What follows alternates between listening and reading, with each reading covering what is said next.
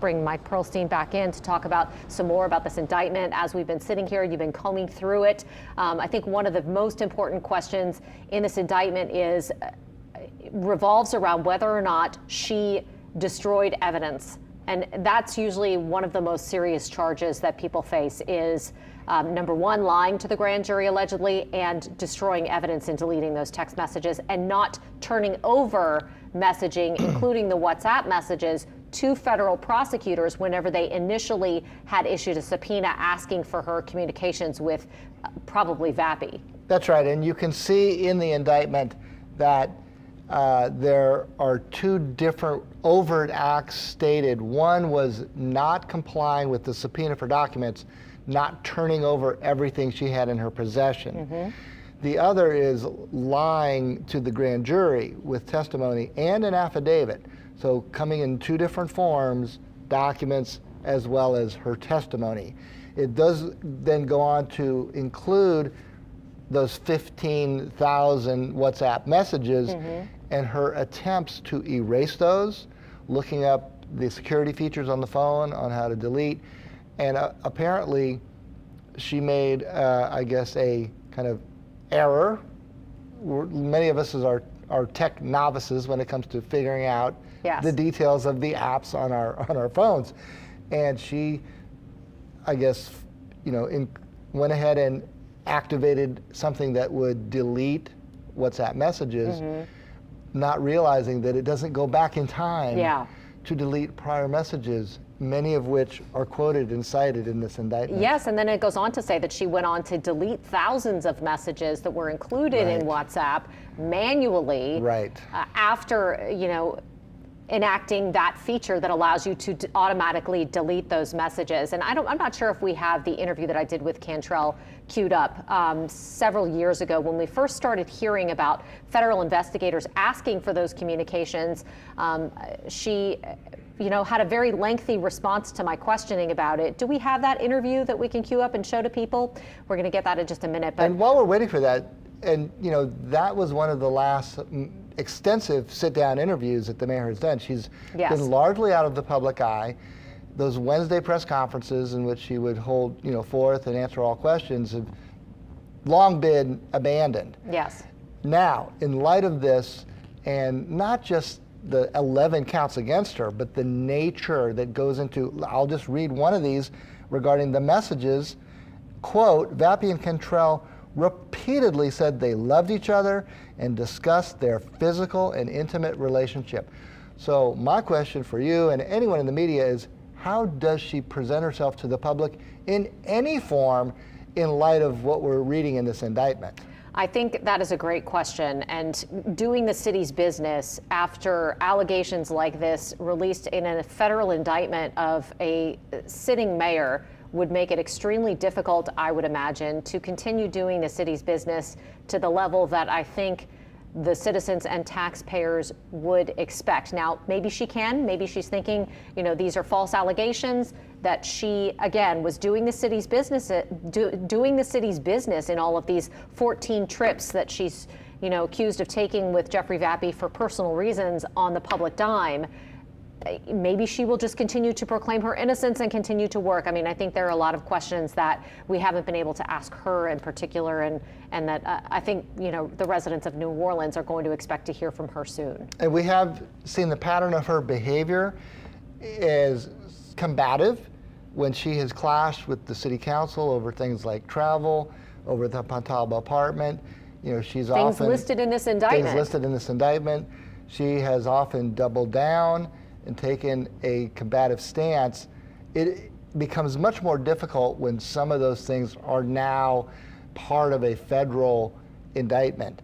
And obviously she must choose her words much more carefully, probably on the advice of her defense attorney.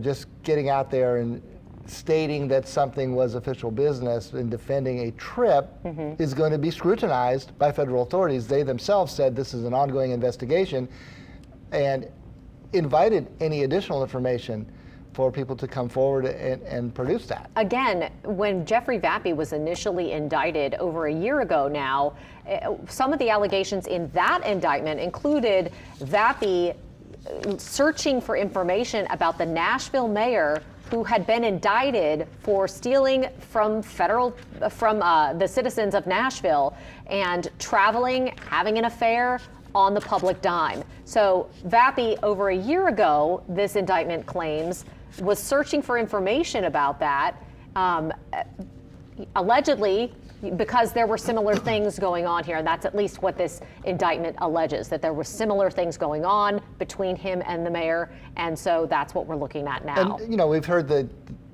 cliche so many times before, it's not the crime, but the cover-up, sometimes it looms even larger. Yes. And look, just going back to the original charges on Vappy of wire fraud for claiming hours and getting paid by the city for work that the federal government now says was carrying on this affair.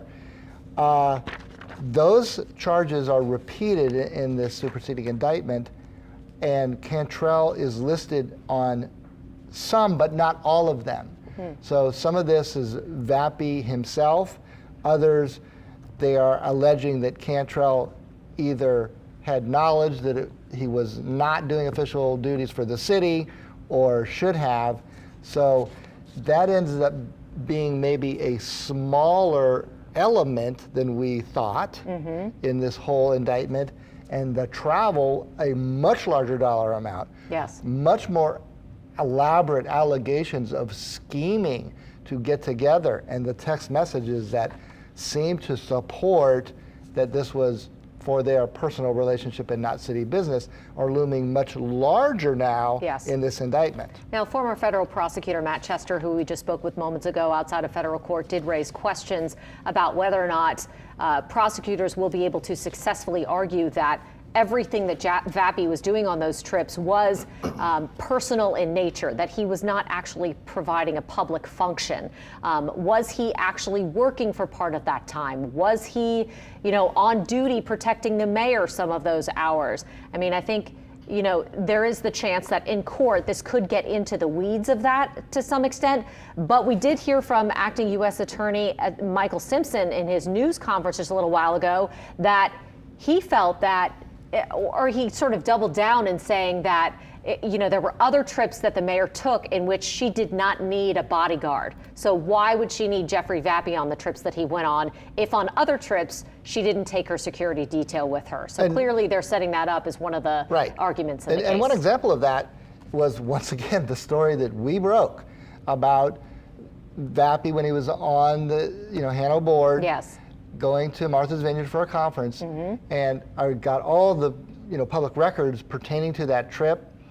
Obviously, there were some questions raised about why a police officer would even be on the Hano board without any relevant experience, but he was. He took a trip with two other members of the board. So he was at a conference doing presumably whatever that conference entailed as far as business. This indictment alleges that Cantrell cut off a trip to take a private trip to meet him there.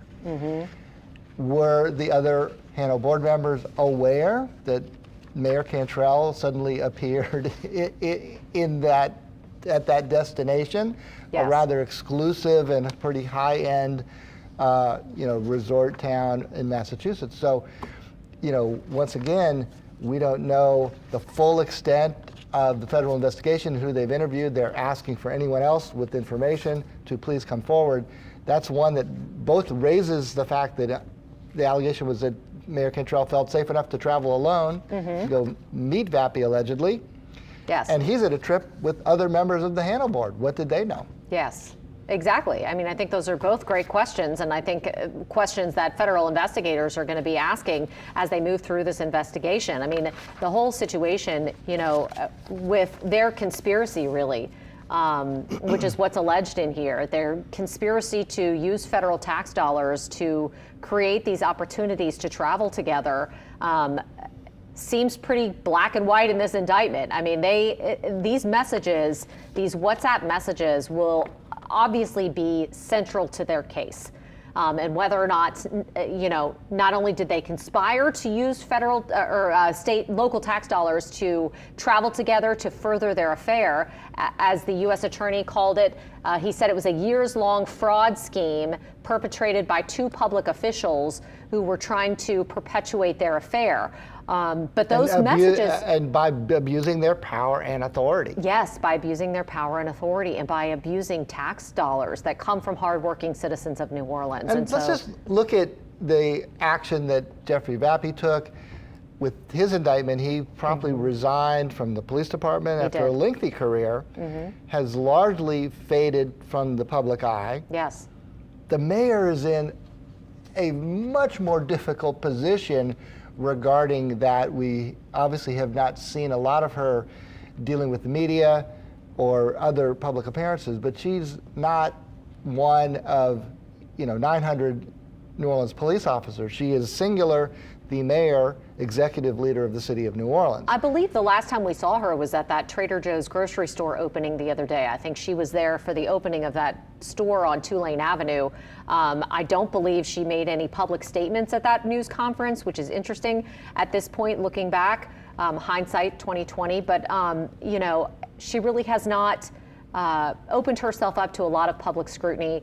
However, she has been getting criticized for this extensive travel since questions started swirling about whether or not what is alleged in this indictment was the case, whether or not she was using those trips to travel for personal reasons and using public money to do that. And she has said over and over again that she feels like all of these trips that she has taken all around the world have really been to further the city of New Orleans and to do the public's business. It'll be interesting now to see, after federal prosecutors have really spelled out something that's quite the opposite, what her reaction to that will be.